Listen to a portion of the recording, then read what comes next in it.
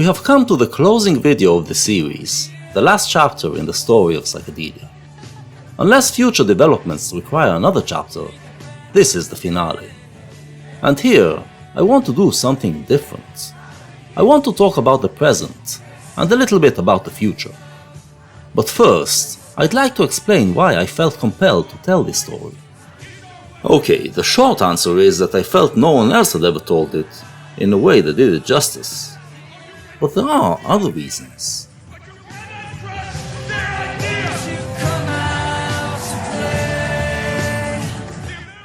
This scene is from the 2007 psychedelic flick Across the Universe, a musical about the 60s, based on Beatles songs. It's a splendid movie, but, like many other films of this sort, does not really show us the 60s, but a mythologization of the 60s. I have no issue with that. This is what humans always do with important historical periods. But there are several problems that come from that, if the actual story isn't told as well. This is why I feel it is important to try to reconstruct such periods, and tell their story to the future.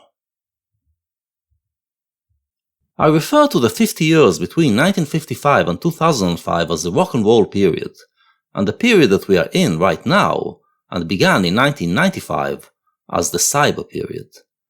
The two periods are very different paradigms of thought, different ways to view and organize the world. Someone like me, even though I was born after the 1960s, can still understand the spirit of the 60s, because my mind was still shaped by the paradigm of the rock and roll period. This is why I feel fit to explain it to those who were born after. But why do I say that it is important? Well, first of all, because many of the struggles that the rock and roll period went through, and the victories it achieved, are now taken for granted by those who were born into the cyber period. They hold the solutions we worked so hard to find as self-evident, and therefore, they cannot fully appreciate the freedoms and advantages they give them. By understanding the history of how we got here, one can better enjoy what they have, realize that they are actually living in what the people of the past, even the recent past, would have considered a near-utopian existence. This is one reason to tell this story. What do you say instead of our usual theme, we go off with Papa Ooh Mau Mau, huh?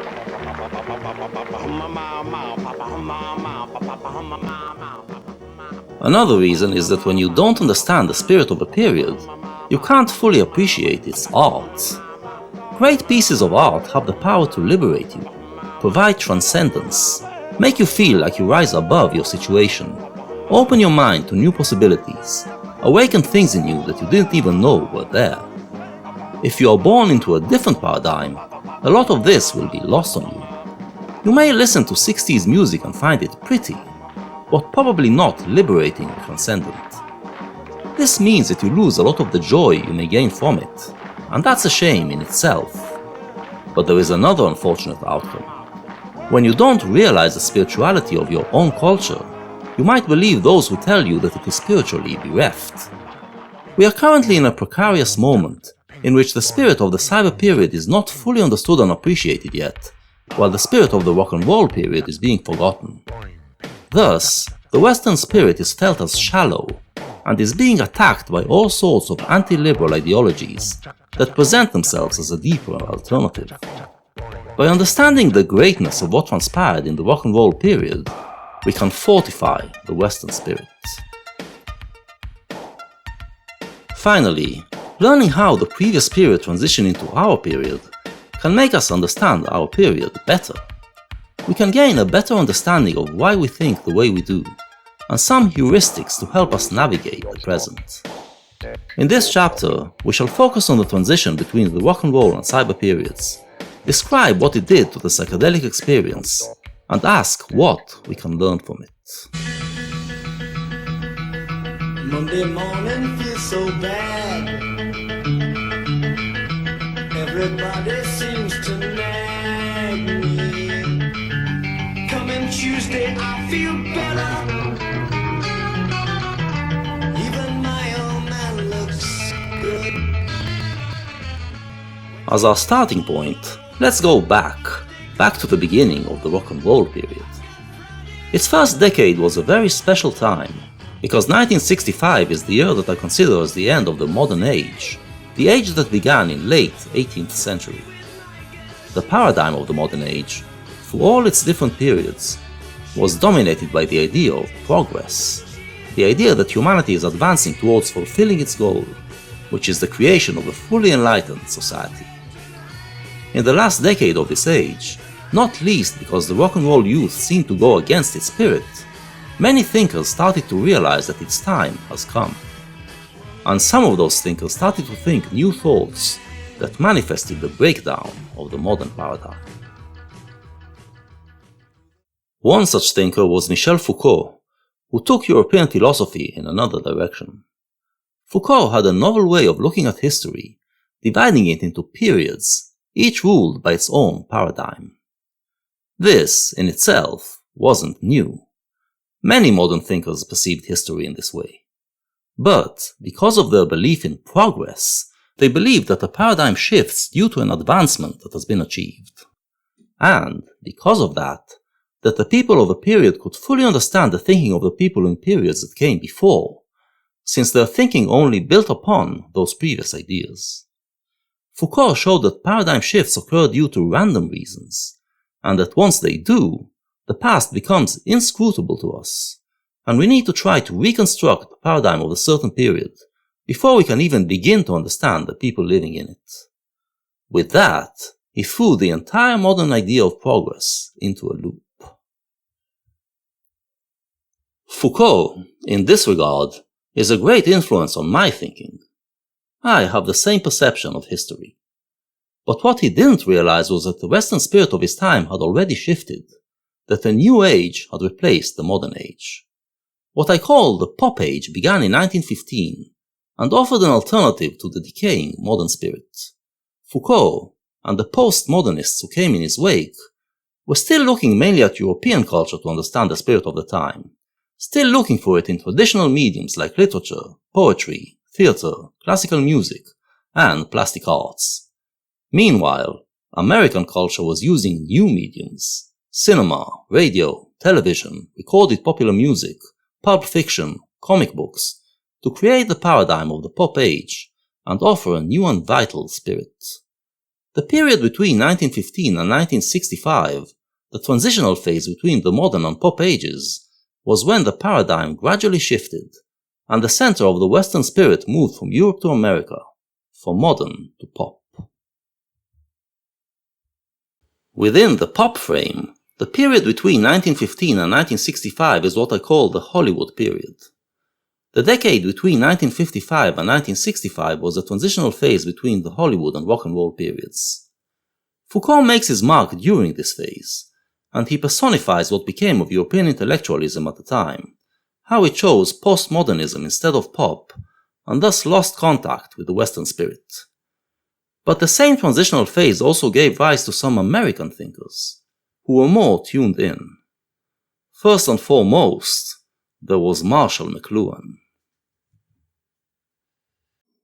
Marshall McLuhan is arguably the first important thinker of the pop age, making his mark with the 1964 groundbreaking book Understanding Media.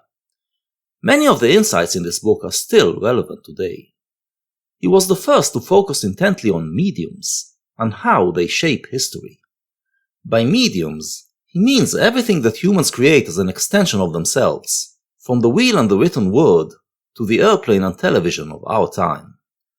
Humans create those mediums in order to empower themselves, make themselves more efficient, and consider them as tools in their hands. But what they don't realize, while they work with those mediums, is that these mediums are simultaneously working on them, changing them in ways that they are not aware of. We often use these mediums to create content, and the content does have an effect on culture, but not as big an effect as the medium itself has. Human history, said McLuhan, was shaped by the advent of new mediums, more than by the ideas and messages expressed in them. Or as he put it, the medium is the message. At first, says McLuhan, the mediums expanded our world. They were an extension of our limbs, and thus enlarged us. The invention of wheels allowed us to travel further.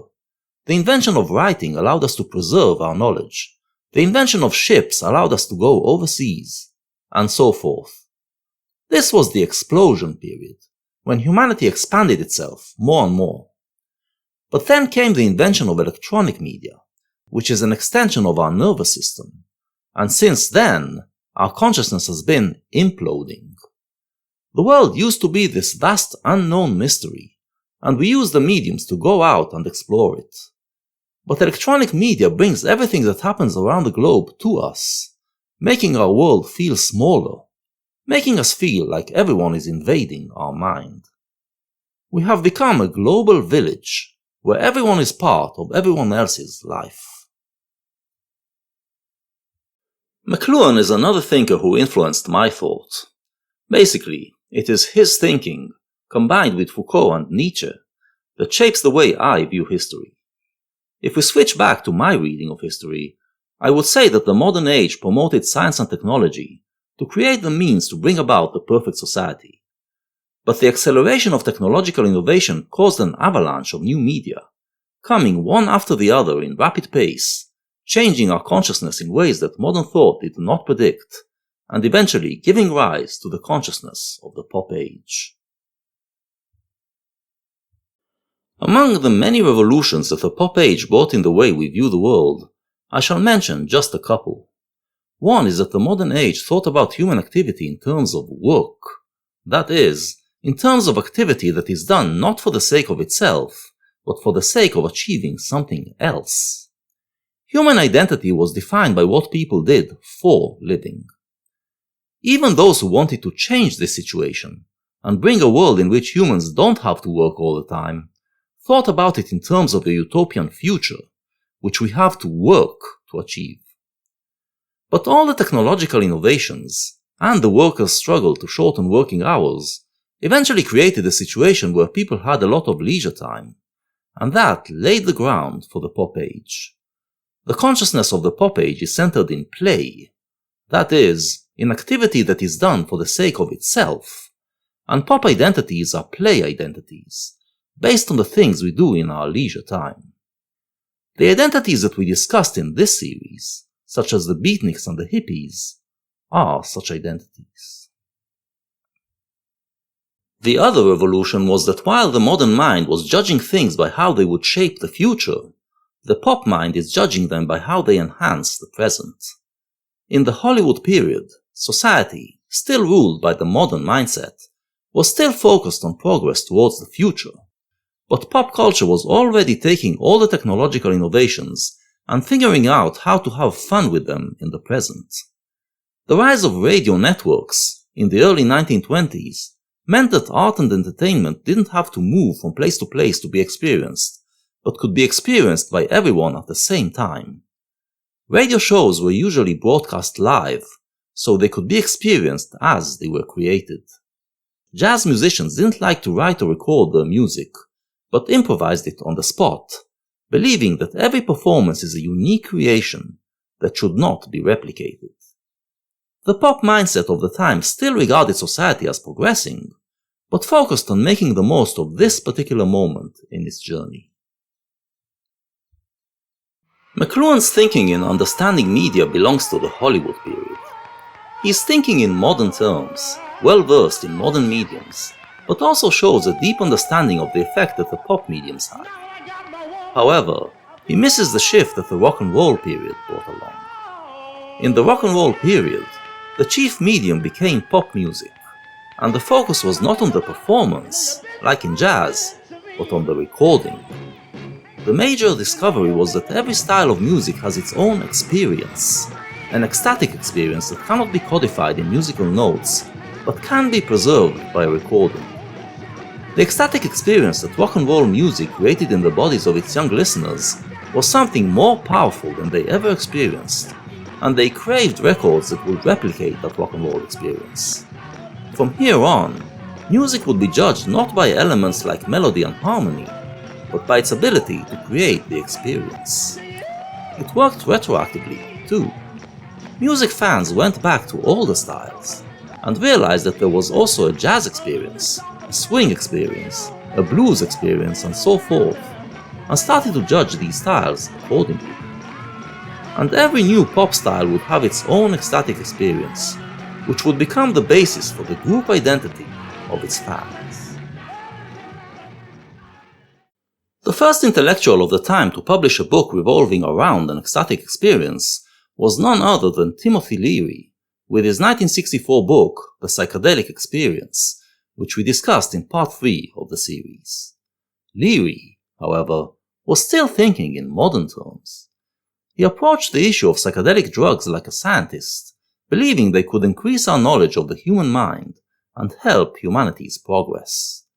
What he found, however, was that they create an experience that cannot be explained in rational scientific terms, so he turned to Tibetan Buddhism for reference, claiming that a psychedelic experience is a way to create, within life, the kind of boundless, blissful experience that Buddhists ascribe to the death stage, before rebirth.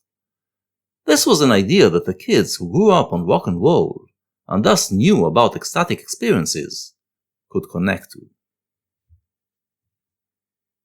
There were actually similar ideas in modern thought. The Romantic movement was also about achieving ecstasy that is beyond this world, and some Romantic writers even spoke of music as a way to get there. But, just like the Buddhists, the ultimate goal of the Romantics was to make this blissful feeling permanent. They believed that the ecstatic experience of music is merely a glimpse of this eternal bliss, which can be achieved only in the afterlife. It led to the denigration of daily earthly life, a wish to transcend it. Within the pop mindset, on the other hand, the temporary ecstatic experiences of music became the goal itself, the way to reach the highest possible elation in that given moment. In part 6 we discussed the record that says it best of all, The Beatles' A Day in the Life, in which the ecstatic experiences become part of everyday life, temporary transcendences, after which we go back and carry on our daily activities, which have value of their own. The pop music of the rock and roll period made us realize that there are many different paradises one can visit during their earthly life. It also taught us that the elated feeling can be extended longer when you create an identity around the experience. But that, too, is only temporary. Once these insights were reached, the idea of working towards a blissful paradise in the future lost its flavor, and the modern age came to an end. Actually, we mentioned one name even before Leary, Aldous Huxley, who wrote about the psychedelic experience 10 years earlier. Marshall McLuhan speculated that the invention of the written word made Western man perceive time as a continuum, where one thing follows another in a causal relation. Western classical music has this quality of progression, of notes coming in successive order to create melodies and develop themes. But Huxley noted that under the influence, he was more affected by polyphonic music, where he enjoyed hearing several notes playing all at once, not in succession. Here, too, rock and roll was equipped to provide the trippers with what they needed. While jazz musicians tried to refrain from using studio technology in their recordings, aspiring to achieve the sound of a live performance, the musicians of the rock and roll period, focused on creating recorded music, explored all the possibilities studio technology provided. And this was particularly crucial for psychedelic musicians, as it gave them the ability to produce novel sounds that trigger the brain, and create the experience Huxley wrote of. This experience then became the basis of an identity and an ideology, the story of which we told in this series. In our story, however, we also saw how, by the 80s, the psychedelic experience lost its power. In both music and cinema, it exhausted itself. The studio sound effects were no longer novel, no longer titillating the mind, and the bad effects of drug abuse made the culture turn its back on all drugs. The death of the modern age now sank into the Western mind, and the immediate reaction was a conclusion that we no longer believe in the socialist utopia, which means that capitalism had won. The outcome was the rise of a new conservative mood, in both Britain and America, which regarded the psychedelic 60s as a bad dream we should wake from, and espoused ambitious competitive individualism, where the amount of money you make measures your worth. Everything that happened since 1955 was now viewed as leading us towards this reality, and the mid-80s pop culture mostly played along with this new attitude.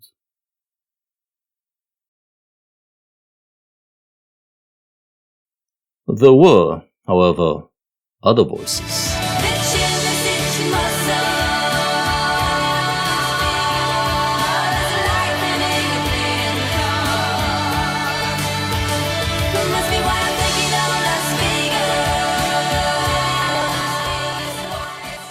Cocteau Twins hailed from Scotland, part of the late 70s New Wave. But they sounded like no other New Wave band. Their music had a dreamy, ethereal quality, and they pioneered the genre known as dream pop. While everyone in the pop world seemed to be dreaming of Las Vegas, Cocteau Twins reminded us that music can take us to other places, places that are still on Earth, yet are more heavenly.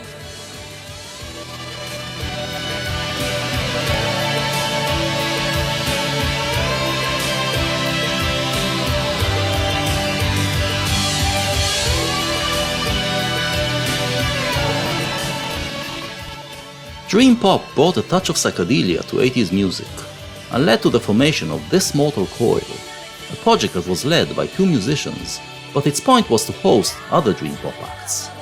The 1984 debut album, It'll End in Tears, established dream pop as a genre. On the floating shipless oceans, I did all my best to smile.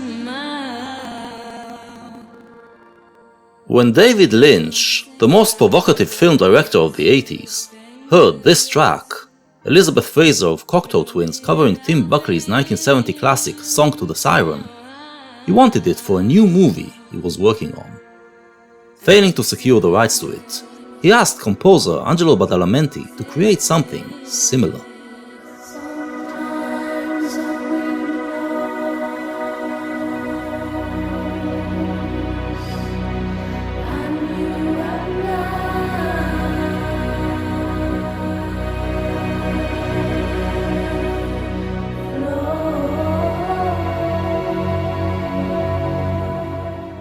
The name of the film was Blue Velvet, the 1985 masterpiece that showed a seedier side of 80s America.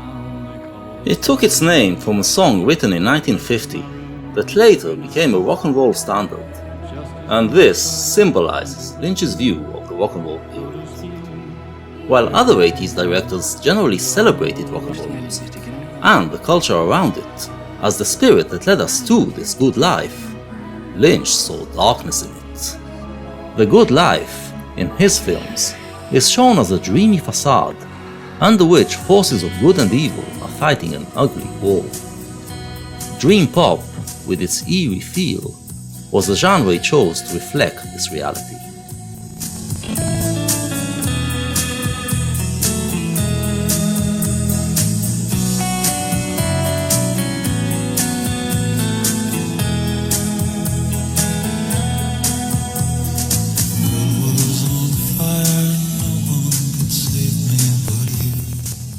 In the 90s, Lynch's films became increasingly more like dreams, a jumbled mess of symbolic imagery that he somehow made beautiful.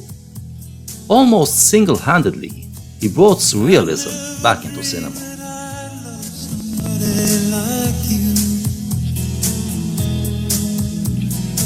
I never dreamed that I'd lose somebody like you. No,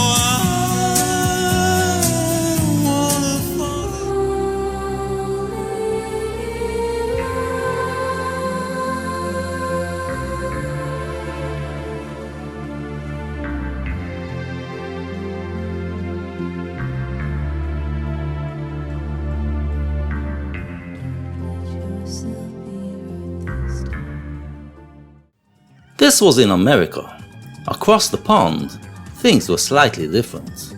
In Chapter 15, we saw how computers and machines were eventually used to create new psychedelic sounds, and how it sparked the rave revolution, felt mainly in Britain. Rave then split into many dancing tribes, more in the paganist spirit of Ken Kesey than that of the intellectual Timothy Leary. There was, however, another thinker who actually did provide a more intellectual way to look at it. They were watching me have this conversation, and when after Steiger left, Ralph leaned over to me and he said, "So you see, Terrence, the mushroom is telling you that it can reach out and touch you anywhere." And I thought, Terrence McKenna was born in Colorado in 1946, just the right time to be part of the 60s psychedelic scene. LSD didn't do much for him, but when he tried psychedelic mushrooms, it shook his world. He felt that there is another intelligence, a non-human, nearby intelligence, talking to him, trying to break through. He explained it by connecting to the theory of Gaia, which, in its modern version, regards the Earth as a living organism, made out of living beings and plants, mainly on the microscopic level, which create an ecosystem that regulates itself and ensures the preservation of life. McKenna went a step further. The Earth is not just alive, he said, but minded. The ecosystem has intelligence, and we can connect to this intelligence and understand things about our existence through the mediation of mushrooms.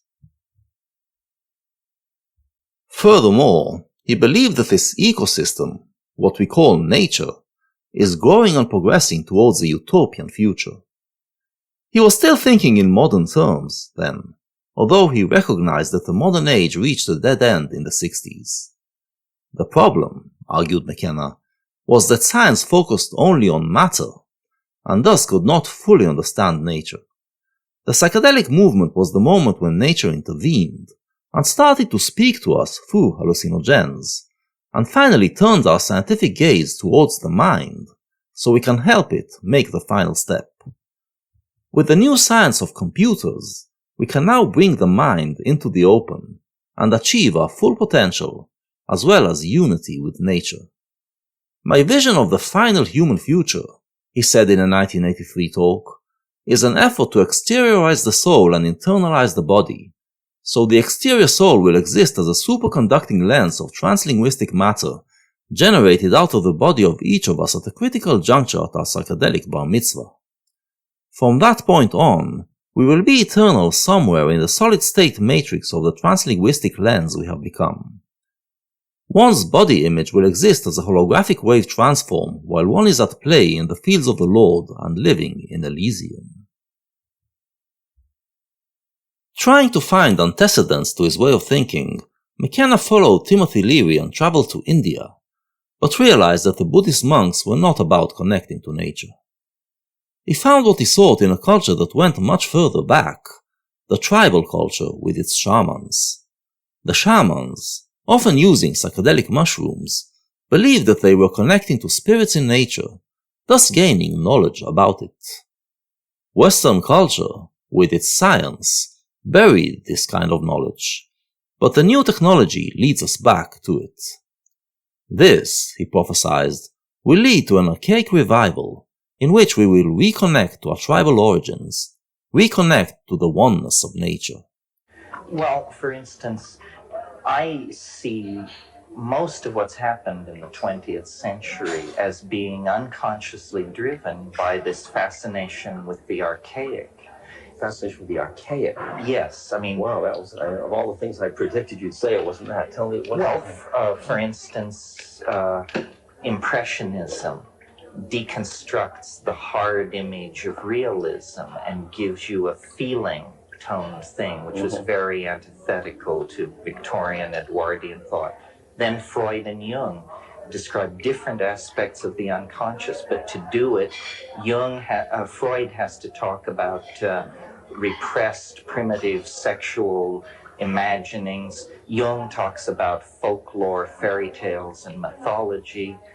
Meanwhile, the Dadaists and the Surrealists are saying we have to break up the linear expectations of the bourgeois mind.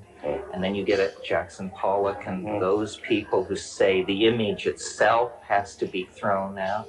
And then, to my mind, the psychedelic thing in the 60s, based on rock and roll and a boundary-dissolving psychedelic, we, almost by a random walk, are finding our way toward shamanism, tribalism, nomadism. Go beyond the isms to tell me what we're really finding. We're finding a world made out of mind rather than stuff. Great. Marshall McLuhan was correct to see that planetary human culture, the global village, would be tribal in nature, he wrote in a 1989 essay. The next step towards planetary holism is a partial merging of the technologically transformed human world with the archaic matrix of vegetable intelligence that is the overmind of the planet. No wonder this techno-poetry spoke to some rave kids, who started to feel that their tribal dancing to electronic beats is a way to reconnect to Gaia.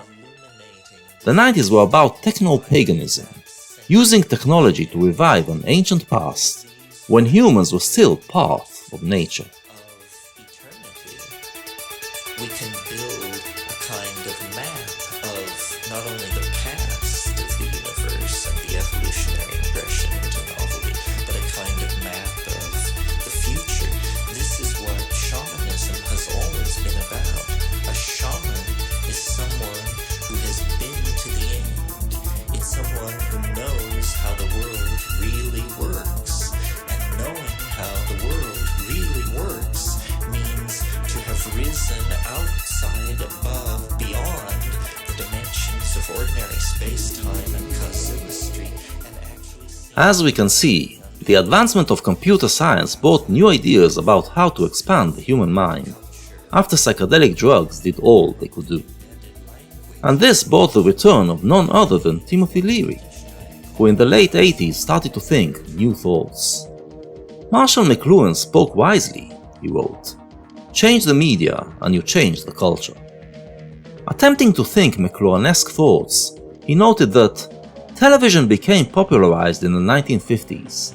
Many psychedelic trippers of the next decade tended to react like television viewers, passively watching the pictures flashing on their mind screens. The semantic level of the acid experimenters was defined by the word wow. The research groups I worked with at Harvard, Millbrook, and Berkeley fell back on a gaseous, oriental, Ganges Enlightenment terminology for which I humbly apologize. Leary, here, backs away from the meditational psychedelic experience he once espoused, where you passively go on a trip into the mind. And he blames television of being the medium that changed us to become this passive. Marshall McLuhan made the prophecy. He told us that the aim of evolution is for us to use media to create what we all want, the global village. The language which can be understood by every human being, by every brain. The basic language of humanity, the language of the brain, lights, sounds, rhythms, pulsating your bones, moving your body. We all know this language.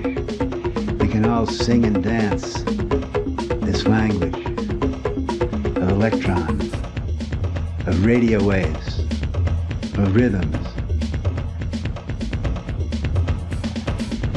Now we have digital communication. We can create our fantasies. We can create our rhythms. Design on screens. A new language will develop. A global language, not based on letters, not based on grammars, a language which we all understand, based on clusters and waves of light and sound. What was the medium that caused this new evolution, then? Well, in the 80s, Leary connected to the internet, the academic internet that existed before the World Wide Web. But he foresaw that it will take the world in the future, and imagined the possibilities. He started to regard the brain in computer terms, and described psychedelics as a way to unlock stored data. In the last 8 years, the dendritic metabolism of my information organ, brain, seems to have gone a dramatic change, he wrote in 1990. My eyes have become two hungry mouths pressed against a terrarium window, through which electronic pulses reach the receptive areas of my brain. My brain seems to require a daily input of several billion bytes of digital, light-speed information. In this I am no different than the average, televoid American sluggishly reclining on the bottom of the terrarium. My brain also requires regular diets of chemical foods. But my very personal computer has transformed my brain into an output organ emitting, discharging digital information through the terrarium window into screenland. Like television, then, our personal computer is a home appliance that broadcasts information into our brain. But while television is viewed passively, and thus turns the consumer into a compliant part of the system, the computer, through the internet, allows you to broadcast your own thoughts and defy the system. As a result of personal computers and video arcades, added Leary in 1994, when the World Wide Web was taking its first steps, millions of us are no longer satisfied to peer like passive infants through the terrarium wall in the screenland filled with cyberstars like Bill and Hillary and Boris and Saddam and Madonna and Beavis and Butthead. We are learning how to enter and locomote in Siberia. Our brains are learning how to exhale as well as inhale in the datasphere. Sit back, flow, open your eyes, turn off your mind, unfocus, and let the waves of chaos roll over your brain. Float, drift, zoom, design, create, new order, your style, from chaos. The internet, felt Leary, gives us new power. Right now, it is only power to be a source of data, to counter the data fed to us by the powers that be. But in the future, we could use this power to create new worlds. One of his new heroes was the science fiction author William Gibson, who dominated 80s sci-fi with novels that imagined the future world of cyberspace, where we can inject our mind into a matrix created by computers and exist in new virtual bodies. Gibson's protagonists were like the old heroes of the Wild West, adventurers exploring a new and dangerous terrain. Leary saw this as the new frontier of the mind, the next step for the human spirit. Recite to yourself some of the traditional attributes of the word spiritual, he wrote. Mythic, magical, ethereal, incorporeal, intangible, non-material, disembodied, ideal, platonic. Is that not the definition of the electronic digital? The aim of psychedelic scientists like Timothy Leary was to explore the mind and help advance the spirit. In the early 90s, shortly before his death, he felt that the cyber world was the beginning of a new psychedelic epoch. Both McKenna and Leary, then, still believed in progress, achieved by science. They just wanted to turn science's gaze from the world of matter to the world of mind. Their relevance in the 90s marks the return of interest in science, after a period in which it lost its appeal. The rock and roll period was more about taking the technologies created by science and finding ways to use them to produce fun and ecstasy. But one of these ways led the counterculture to invent the home computer, and it ended up reigniting the interest in how science could take us to the future. 90s kids didn't believe in utopia, but they did read a lot of renegade scientists, along with cyberpunk sci-fi authors, to imagine new, near-future possibilities. We did not quite get to the exciting realities, augmented realities, and virtual realities that they were imagining, but we seem to be on our way. The spirituality offered by psychedelic writers like McKenna and Leary can, perhaps, help us find meaning in this future world. When you read Timothy Leary today, however, you see what he got wrong. He attempted to employ McLuhan's thinking to imagine how the new media will change our mind, but he didn't realize how it is going to change our psychology. He imagined the people of the cyber period as made in the mold of those in the rock and roll period. Individualistic, pioneering, aspiring to live life on a more intense level, willing to risk their lives to explore their inner world, driven to connect to the more primitive sides of the brain, rebelling against any authority. The cyber period changed this character in ways he could not predict. Leary wrote most of his articles in a magazine called Mondo 2000, which started publication in 1984. Under editor Are You Serious? It had a subversive, anarchic, cyberpunk attitude, reflecting the thrill of thinking about the future in those years. In 1993, it was usurped by Wired magazine, with its higher production value signifying the burgeoning of the scene. In its May 94 edition, Wired ran an article titled "Here Come the Zippies," which told its readers about a new British subculture, the Zippies, standing for Zen-inspired professional pagans. Now, it proclaimed, the Zippies are planning the most radical musical invasion of America since the Beatles and the Stones first kicked up the shit 30 years ago. More radical, in fact, since what is being offered is an entire cultural attitude, a post-cyberpunk, post-consumerist way of life. If you've got nothing better to do, and who does, plan on heading to the Grand Canyon this August. Woodstock Revival won't hold a candle to the Zippy invasion of 1994. Sounds exciting, but the Zippy invasion never happened, and rave music never overtook America like it did the British Isles. This article is typical of the 90s, when the rock and roll period became so self-aware that people started to make predictions about where culture would go next. When a period becomes that self-aware, it means that it is about to end. What the writers of this article didn't realize was that the pop age was on the cusp of a new paradigm shift.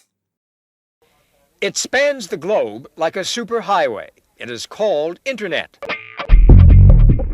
The net to longtime users. Internet is a whole group of networks. The net is made up of some 12,000 individual computer networks. Internet began back in 1969. It was a tool of the Pentagon.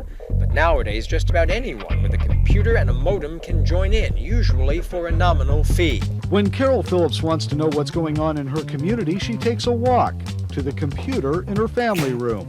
Critics say one danger is this could turn out to be an elitist system, one available only to people with a computer and a modem. 1993 saw the launching of the World Wide Web, which swiftly got people to buy a home computer and get jacked in. Between the years 1995 and 2005, the transitional phase, it radically changed the cultural landscape. For one thing, it changed the power dynamics between jocks and the nerds. The rock and roll period, with its focus on the virility of youth, was all about the jocks, those engaged in outdoor activities. Athletes, rock singers, dancers, and anyone else who was good at physical action was celebrated, whereas the nerds, those who preferred indoor activities, were very uncool. But the nerds, throughout the rock and roll period, kept on developing their mediums, such as comic books, video games, science fiction and fantasy literature, and computer science, and created elaborate imaginary worlds. Once they took over during the transitional phase, thanks to their mastery of computers, their medium started to dominate, and those imaginary worlds became familiar to all. The only nerd medium that was considered cool in the rock and roll period was science fiction, and only the type of science fiction that was somehow connected to our reality, like a possible future or an allegory of the present. But in the cyber period, where we can imagine using virtual reality to actually create new realities in cyberspace, fantasy becomes more exciting than realism. Fantasy literature thus became the dominant medium, and so did video games that allow us to actually play in those other worlds. Pop music, that was all about connecting you to the here and now, lost its thrill.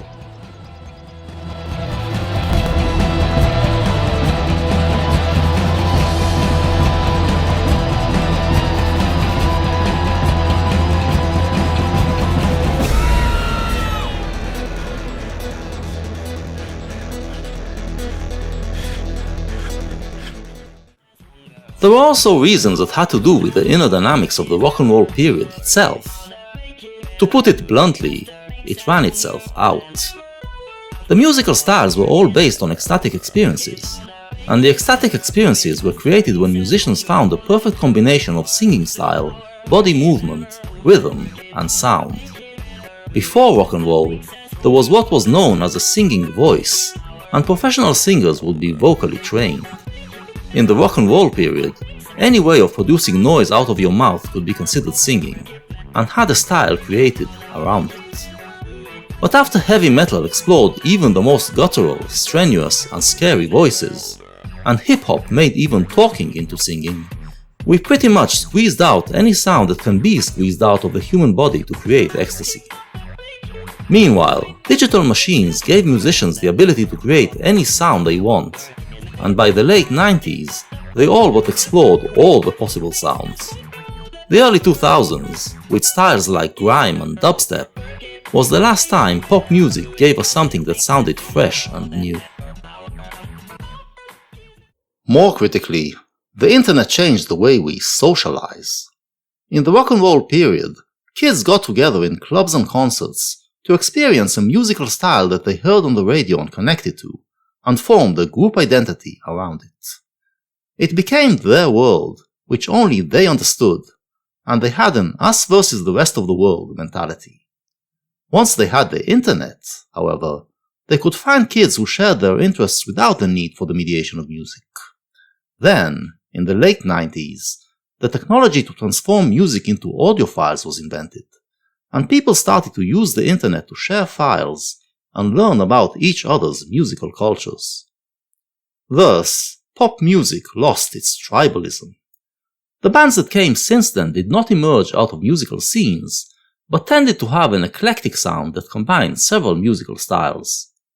There are still some bands that call themselves psychedelic, but it is more common to find a band that defines its music as a combination of psychedelia, dub, folk, grunge, world music, and whatever else. You can't form a group identity around this salad. Furthermore, unless they study the past, people who were born after 1990 don't understand what these styles represent, don't understand their spirit, and experience them merely as pleasant sounds. Music is no longer the generator of subcultures and identities. Annual rock festivals like Coachella may try to preserve the traditions started in the 60s, but the meaning behind them is largely lost.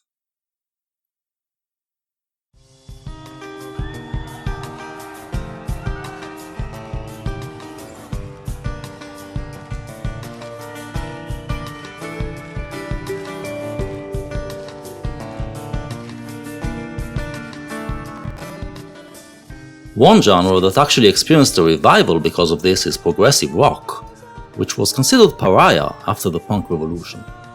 But now that rock is seen as just music, the rock genre that regards itself as mainly musical could make a comeback. The concept albums of prog rock were denounced for taking us into their own world, instead of connecting us to reality. Now that we are about creating fantasy worlds, this practice is actually welcomed.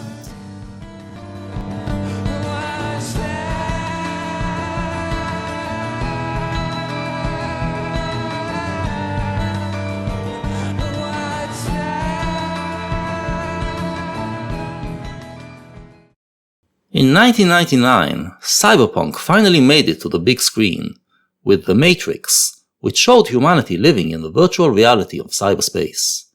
A lot of viewers at the time didn't get the movie, because it was hard for them to comprehend a reality that exists only in the mind. But that year marked the beginning of the change, as Hollywood evidently felt that the audience is finally ready to experience such stories, about realities that take place in the mind of the hero. Often, this mind was manipulated by scientific means, as movie makers sense that this is no longer science fiction, but a reality that is about to enfold us. The techniques that surrealism and psychedelia use to try to enter the human mind have consequently become outmoded. As if knowing when to bow out, the remaining living heroes of psychedelia all died during the transitional phase. Jerry Garcia, head of the Grateful Dead, Timothy Leary, psychedelia's guru, William Burroughs, the explorer who started the era's experimentation with drugs, Allen Ginsberg, the poet who sparked the revolution, Terrence McKenna, the prophet of a psychedelic future, Ken Kesey, the original hippie, and George Harrison, the mystical Beatle. They were all of different ages, but they all died in short succession, symbolically acknowledging that their time was up. Those who stuck around lost their cool. One 60s rocker who remained relevant was Neil Young, who was still going strong in the 90s, giving rock journalists a reason to title the reviews of him Forever Young. In 1989, he released this number, which criticized America for its social ailments, using the term free world in irony. He wasn't ironic about rock music, though. He did believe rocking was a way to achieve freedom. And this was the year when it became apparent that people in the not-free world felt the same, that the citizens of the Eastern Bloc were listening to Western pop music and affected by its free spirit. They disagreed with Young about the other thing, though. They did feel a difference between the West and the East, and were not using the term free world in irony. Rising up in revolt, they overthrew the communist regimes, and rocking in the free world ended up being one of the anthems of that change. Other dictatorships around the world were also overthrown by citizens who were affected by the spirit of the pop age. In the 90s, everyone, so it seemed, wanted to be like America.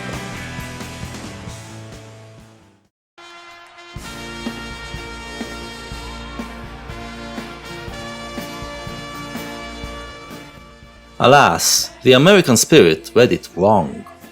It became convinced that all the nations in the world are democratic in spirit, and the only thing that prevents them from becoming democratic are the despots. Remaining as the only superpower, America felt it had the obligation to use its might to liberate all people. In 2003, under President George W. Bush, it invaded Iraq without proper cause, aiming to bring regime change. Predictably, it ended in disaster. In 2006, Neil Young, back with Crosby, Stills and Nash, embarked on the Freedom of Speech tour, full of protest songs against Bush that lacked the irony and the nuance of rock's better days. It was hard for rockers to criticize a policy of exporting democratic ideals around the globe, when this had been one of the flags of rock since the 80s. For Young, it marked his turning into a sanctimonious old fart who lost touch with the spirit of the time. The baby boomers, in general, can't find their place in the cyber period, and the same goes for rock music, that lost all of its subversive power. America had no chance to change the Middle East in the Bush years, because its pop culture never infiltrated the Middle East, never laid the ground for change. In the cyber period, however, the Middle East got on the internet, and the new pop culture started to seep in. In mid-2009, Iran experienced a popular uprising, and the streets were awash with a mass of young people in green clothes, going under the delightfully psychedelic name, the Sea of Green. It became apparent that social media sites, like Twitter, YouTube and Facebook, provided a way for these youngsters to subvert the authoritarian power of the state by sharing ideas and information, organizing, and letting the rest of the world hear their voice.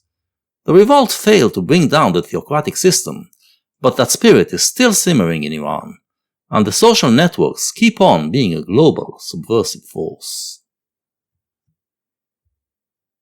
It's hard to explain the thrill of the first days of the internet to those who weren't there. The earliest hangout places were the message boards, forums where people converged around a shared interest.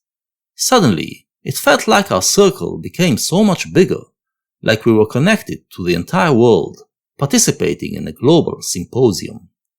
When social media came, you could connect to every place in the world where events were taking place, experience them as they happened through the eyes of the people there, and even be part of them by joining in on the conversation. Or you could just watch videos of all the beautiful and awesome things that happen around the globe every day. It was non-stop fun. But not everyone was as thrilled as me. The Matrix, the film that took us into cyberspace, did not display the optimism and excitement that typified those who discussed this idea in the early 90s. It was rather dystopian, showing how this could lead to the subjugation of humanity.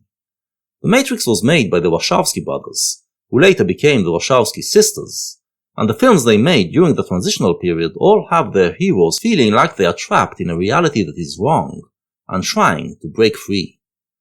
They ended the period with the 2005 sci-fi horror V for Vendetta, based on a comic book about a totalitarian, oppressive society. When gushing about the new freedoms in the glorious cyber future, Timothy Leary never gave his mind to how it will give governments greater power to control us. Here's another thing that Leary never thought of.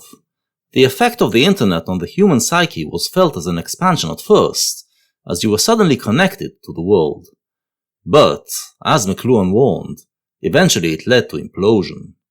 On the message board with thousands of other users, and then on the social networks with millions of other users, you become smaller. It is no longer a global village. It is a global ant colony. It is a network with numerous messages going through it at any given moment, and the individual is reduced to functioning as an intersection passing these messages on, like a neuron in the brain, or like an ant. In 1976, the evolutionary biologist Richard Dawkins published the book The Selfish Gene, presenting a new outlook on humankind. Evolution, he theorized, is a struggle for survival between genes, and in the course of this struggle, genes unite to create bigger bodies, thus creating the diversity of living creatures found in nature. Humans, then, are merely the most sophisticated creature that was created in the process. What we thought was a drama of how humans evolved is actually the drama of the gene war. In this book, he also coined the term meme, meaning an idea that replicates itself like a gene, and is passed on from one human to another. In the cyber period, it sometimes feels like human exists only to allow memes to spread. Nowhere was this more apparent than on the website that kickstarted internet culture, 4chan. Launched in 2003, the site offered image boards to post about many different topics and interests. But most users had no personality, no username that distinguished them. They were all identified as anonymous, reduced to nothing but neurons in the hive mind. Then again, this anonymity also meant freedom. Freedom to speak your mind, freedom from encroaching political correctness, freedom to be as edgy as you wanted, freedom from consequences for your words. On the notorious B image board, the random board that had no rules or restrictions, this led to the rise of an anarchic community with a very dark and wicked sense of humor. If you could take it, you became part of the B-tards, a culture that was completely free, living in a closed world that expressed itself through memes that only they could understand, and where anything was done for the lulz. That is, for the mirth you feel when doing something subversively funny. This subversive, creative, amoral, free spirit of B was what internet culture was about in those early days. The world couldn't remain hermetic forever, though. The memes eventually got out. One 4chan meme was known as the duck roll, when you promised something amazing and provided a link to it, but those suckers who clicked on the link found themselves staring at a lame image of a duck on wheels. In May 2007, the meme was upgraded from the duck roll to the Rick roll, where the link led you to a YouTube vid of Rick Astley's 1987 smash hit Never Gonna Give You Up, one of those 80s pop hits that were so annoying to serious music fans. This opened the floodgates for video-based memes, and May and June brought an avalanche.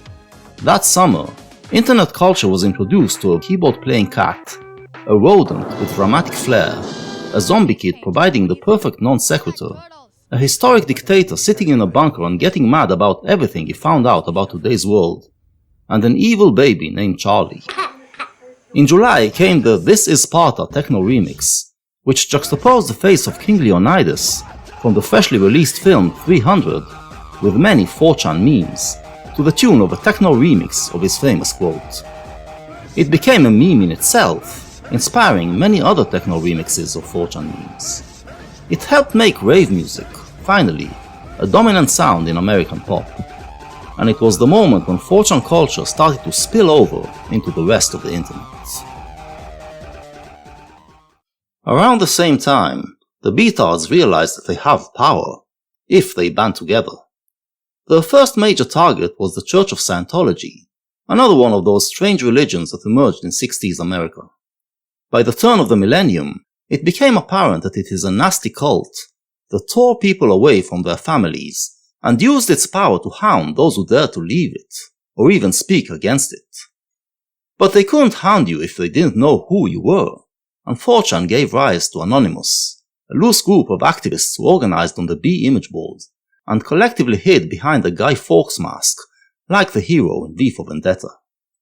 Anonymous became a real pest for Scientology, helping to expose it for what it is, and it gave them the aura and the ethos of freedom fighters, especially for freedom of speech.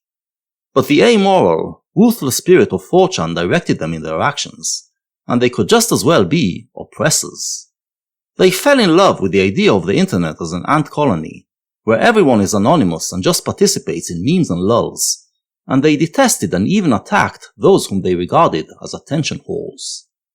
They became a menace, coming up with many creative ways to troll people, or even ruin their lives. But even the mighty 4chan had its kryptonite. In late December 2008, a message appeared on the image board site iambored.com, making fun of a year-old YouTube video. Other users agreed the video was cringy, but then there were others who thought it was actually wonderful. A spat broke out, which by the early days of 2009 made its way to 4chan. For some reason, this video proved more polarizing than anything that came before. Okay, hi. Okay. My name is Boxy. Most of you know me as, most of you know me as Boxy, I suppose. If you're watching this, you probably know me as Boxy. But, a lot of people don't know me as Moldy Lunchbox.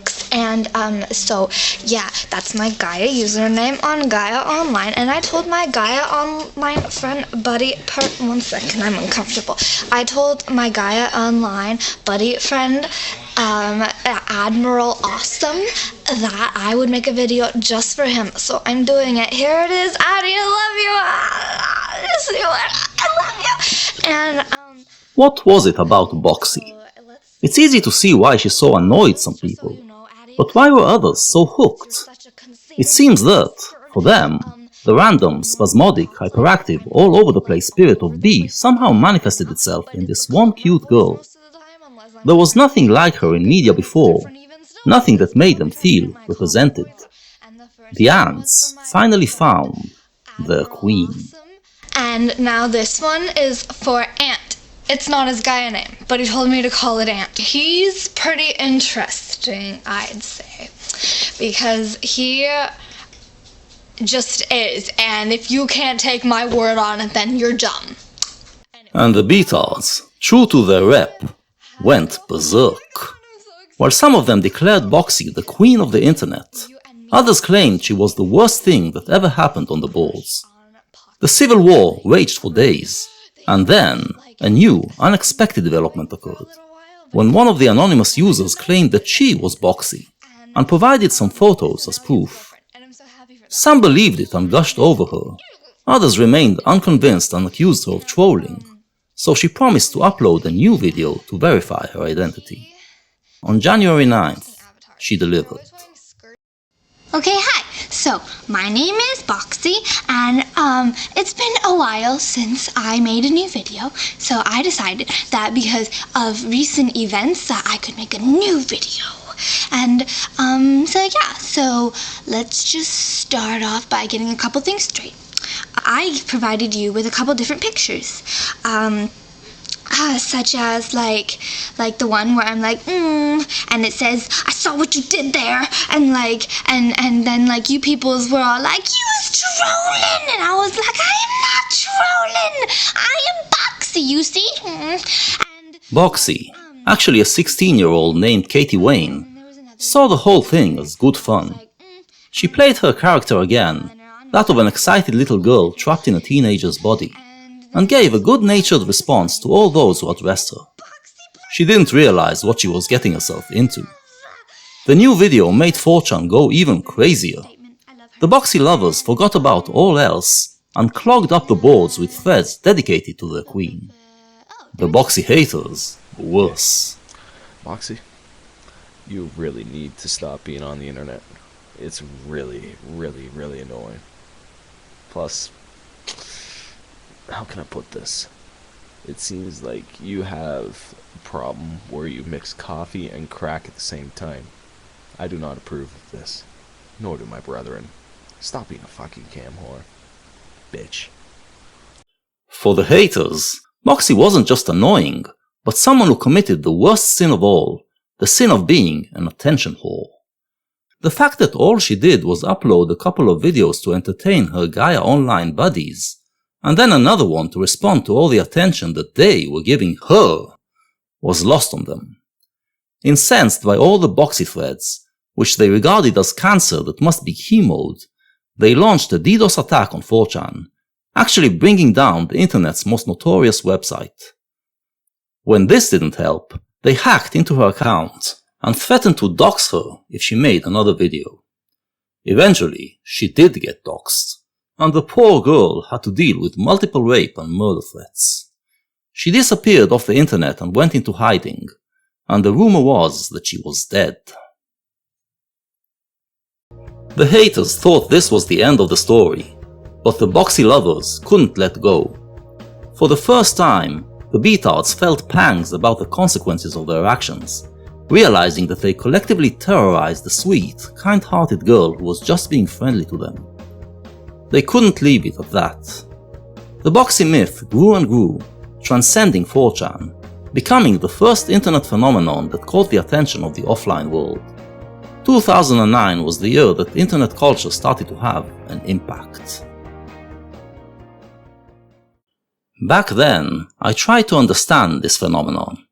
The first two videos that Boxy put out were just her yapping about Gaia Online stuff, and the third, a year later, was her reaction to 4chan. If you weren't on the boards of those websites, these videos sounded like random gibberish. And yet, they got millions of views, rare in those days. What got so many hooked? I could only understand it in terms of the past, so I understood Boxy as switched on in the way Neil Cassidy was. Cassidy was the driving force of both the beatniks and the hippies, and it was his endless enthusiasm, love of life, and hyperactive behavior that made them want to find ways to be like him, through music or drugs. Boxy had the same quality.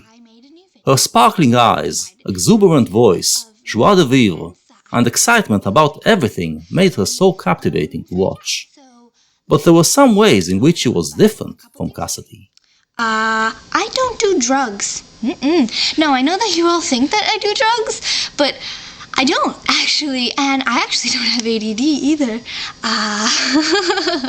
Which is funny to me. In the cyber period, drugs lost their mystique. There is no longer a myth that drugs will liberate you. Consequently, the hysteria around them has also considerably subsided, and they are gradually being legitimized and legalized. Boxy didn't need drugs to get so hyper. She drew her energy from other sources. And then, I was in a thread, and this guy was like, Boxy, I would sing Hey Jude to you, put in Across the Universe. And I was like, I love that movie, because I do. Have you ever seen that movie? It's like amazing. It's like Beatles. And like, and so then I just wanted to say to that kid who wanted to watch Across the Universe with me that I love you and I want to hold your hand. Typically for her generation, Boxy liked music, but didn't define herself by it, as kids in the rock and roll period did. So, where did all that happiness and energy come from? I would say it came from the effect that the internet has on our psyche. It seems to create kids with a very ADHD personality, and a mind that keeps jumping from one subject to the other. It can lead them to have weak and fractured egos, 21st century schizoid spurgs, but those who master it are equipped to succeed in the speed of the cyber period. Add the influence of Japanese anime, with its kawaii aesthetics, a positive attitude towards life, and a dose of 60s love, and you basically get Boxy. She was a step ahead of others in adjusting to the times, making her so magnetic to some, and so irritating to others. So I love you guys a lot. Like really, like rah, rah, rah, rah, status, like seriously, like rah. And I think that's about it. Bye. Many were inspired. One of the most immediate reactions to Boxy was countless parody vids, of kids who tried to do the same. Some of them even went from there to find YouTube fame themselves, after they perfected the act to offer their own mix of cutesy, hyper, funny personalities. Okay. Hi. This is Tweaks, and this message is for Husky. And I made a shirt. So what I was thinking is you could take your keyboard and you could take all of the letters and you could like burn all of those until they were just like a lot of melted plastic, and then you could drink it and you could be like, yeah, I drank that, and we'd be like, oh my god, you drank that, but you totally live. Okay, hi, so my name is Kiki, and I'm not freaking Boxy, so everybody would shut the fuck up, because it's getting really annoying, but that's okay, I just want to clear up a few things, just like Boxy, okay? Number one, Boxy, why did you sell your new washer bag, and why did you sell it to a dude? God damn it, Boxy, you're awesome.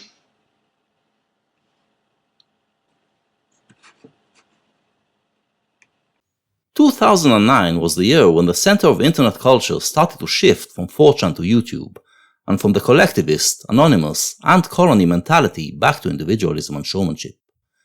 YouTube gave everyone the chance to have their own TV channel, to do their thing and broadcast it to the world.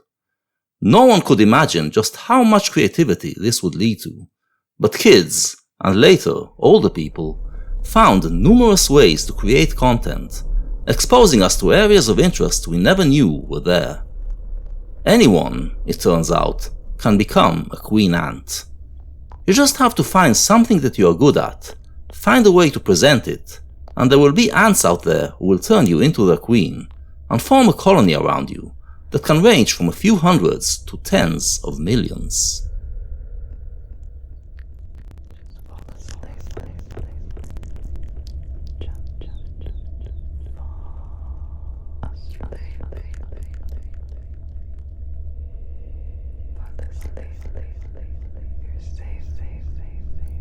Another change that YouTube brought was in the art of trolling.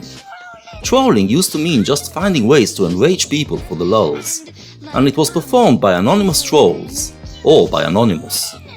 But Boxy showed that the best way to do it is to troll the trolls, for fame and glory. This was the beginning of the golden age of YouTube trolling, that lasted from 2009 to 2011, and produced many creative trolls who found ways to trigger people to attack them, and thus generate a buzz and gain views. YouTube was still the domain of little kids, or adults who didn't get internet culture, and many in those crowds lacked the sophistication to understand when they were being trolled. The internet trolls brought the spirit of the merry pranksters and the yippies, in an updated form, to the 21st century. Just like Neil Cassidy, then, Boxy inspired an amazing amount of creativity, becoming one of the most prolific memes ever. In the past, the artist would create, and the audience would consume. In the cyber period, the queen ant is the inspiration, while most of the creative work is done by the colony. In Boxy's case, nowhere was this more apparent than in music. Her hyperactiveness was perfect for remixes, especially techno, but there were also rock, funk, and hip-hop remixes. There were hundreds of Boxy remixes, quite a few of them good.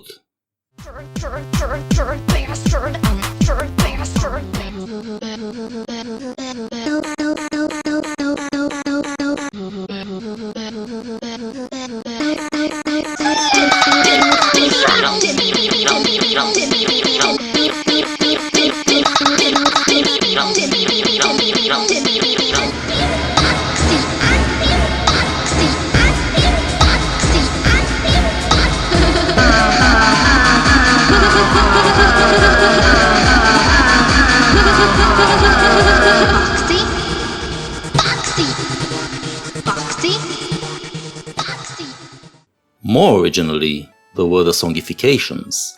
Autotune technology was invented to correct singers who were out of tune, automatically adjusting their pitch so that what you heard was in tune. but YouTubers found that you could use it to songify people, meaning take someone's speech and give it a melody, and then add instruments and turn it into a song. Boxy's speech patterns were melodious to begin with, making it easy to build on the melody and create many popular songs. She like mixed it and stuff and I was like, oh, the first time I saw it, oh my god, I had a heart attack. I was like, oh my god, oh, the first time I saw it, my name is Boxy, you see, this is my only account, it's Boxy babe with 2 E's. By the way, I'm not that fast anymore, I moved on to bigger and better things. This one kid, he remixed a lot of my videos, and I was like, oh, I saw what you did there. I saw what you did. I saw what you did there. I saw what you did. I saw what you did there. I saw what you did. I saw what you did there. I saw it there.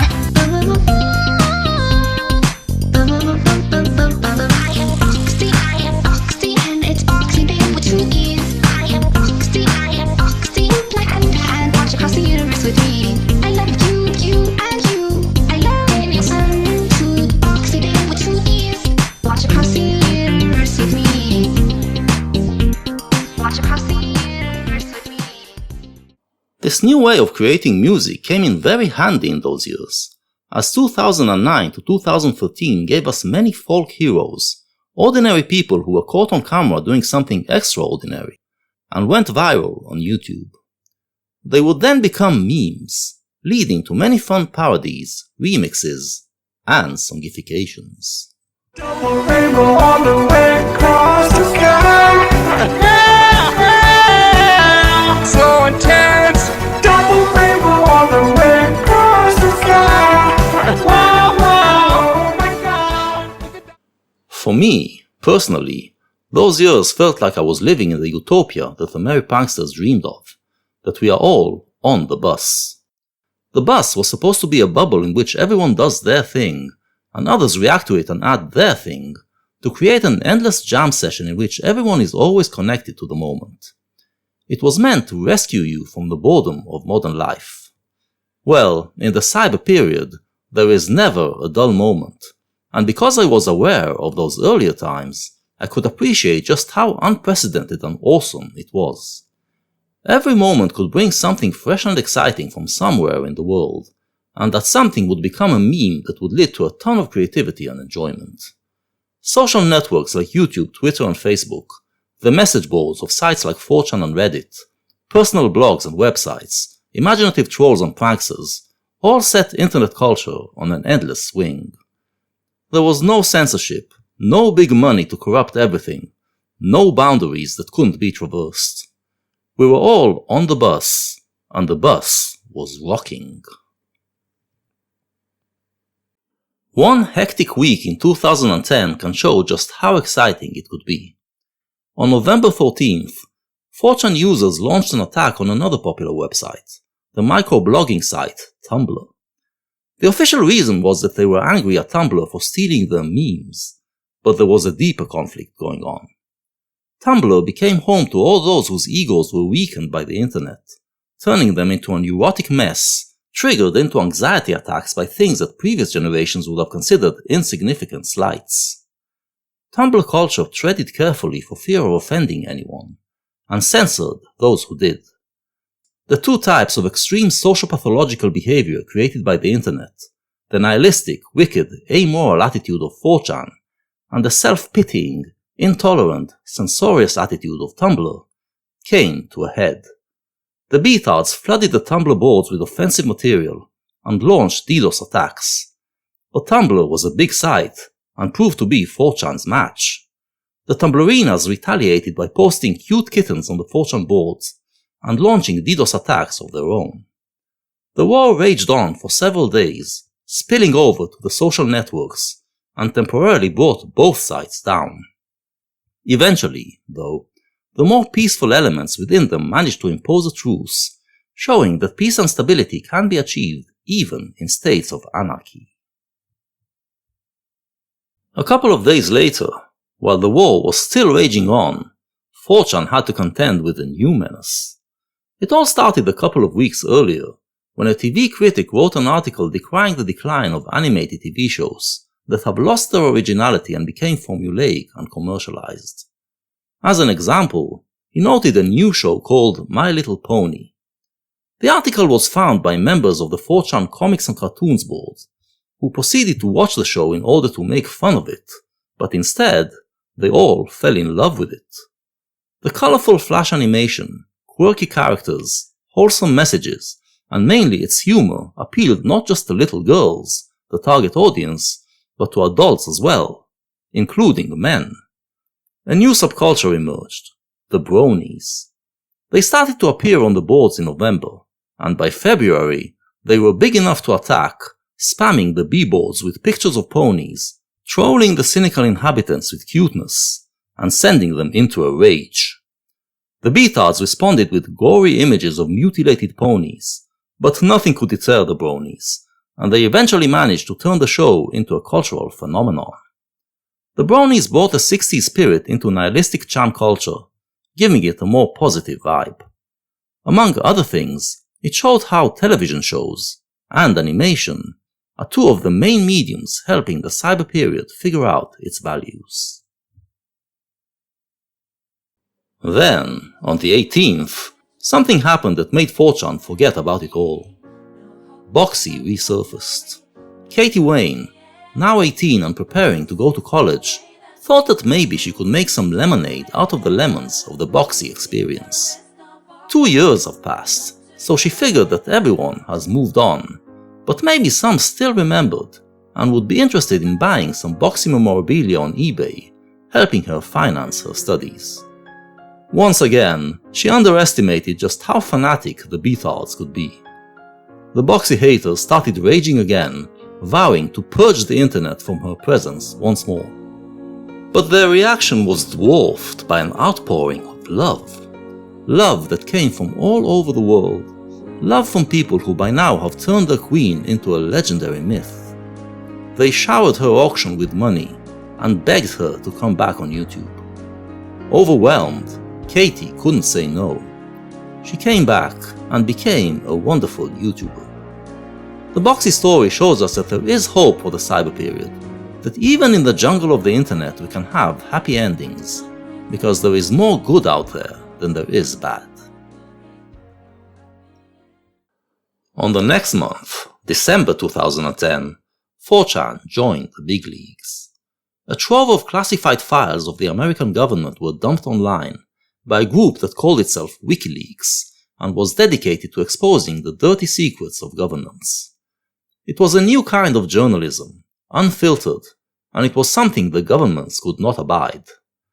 The American authorities tried to somehow stop the documents from spreading further, but Anonymous, dedicated to internet freedom, sprang into action and helped their spread, even utilizing its notoriety to threaten those who were trying to stop it. This manifested a new state of mind. Before the modern age, it was accepted that there is a class of people who were born to rule.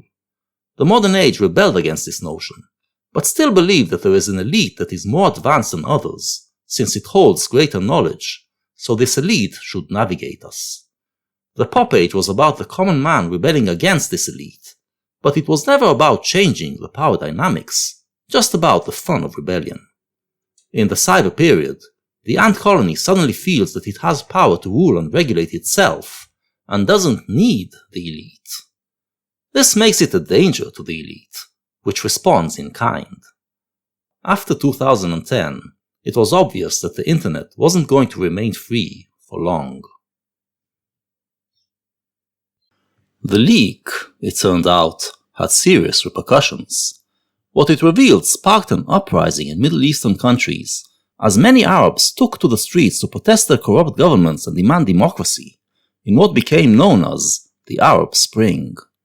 The Arab dictators realized the main engine of the riots were the social networks, and tried to shut them down, but Western users helped keep the lines of communication open. Predictably, the Arab Spring failed to bring positive change on the ground, as Arab societies were not ready for democracy. But it brought new ideas into Arab and Muslim cultures, and online, the Arab Spring is still ongoing. By 2012, big money started rolling into YouTube, and the fun slowly dissipated. In January 2014, on the 5-year anniversary of her famous For Everyone video, Boxy put out a video decrying what happened to internet culture. The social networks, at first, brought greater individuality compared to 4chan. But they, too, were eventually eroded by the ant colony dynamics of the internet. Hi guys, so I miss MySpace. Badly. Like a lot. Yeah. So because I have a Bookface and everyone tells me that I should just use Bookface, which like I do, but you know, like I miss MySpace. you could customize your profile, and that was really nice because it was like everyone's profile had its own little like flair. And watching this video, you could see that Boxy, even though she kept her little girl antics, was now a woman. No longer a teenage girl, no longer an energy bomb. The queen symbolized the aging of the entire culture.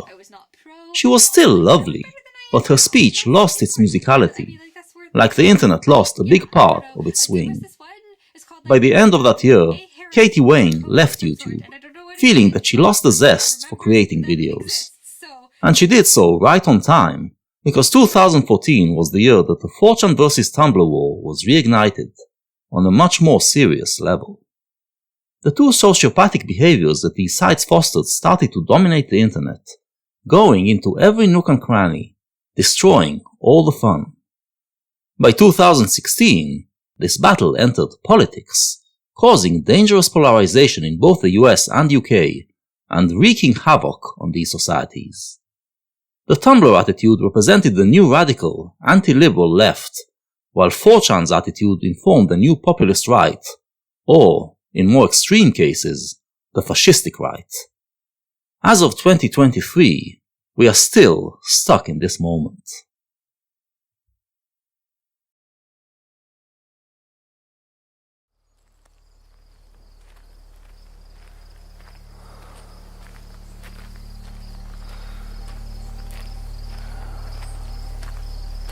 It's easy to be discouraged by this development, and the tedious, often scary times we live in.